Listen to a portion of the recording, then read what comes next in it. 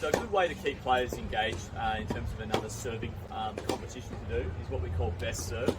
And what that really involves is the coach is going to explain at the start of the activity what he would or she would view as a great serve. So usually the criteria for hitting a great serve is around placement.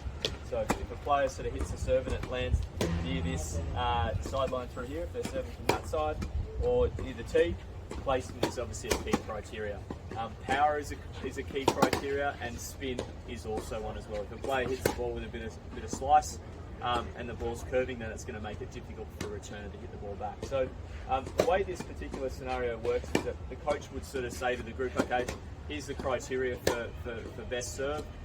He'll give the players, say, 2 or 3 minutes, and the coach will basically judge who hits the best serve in that time frame. So players will come up one at a time. So the basket of balls at the back, they hit their serve. Okay, they go back, grab a ball. This player comes on. They keep sort of rotate. If you've got 6 players, for example, you keep rotating.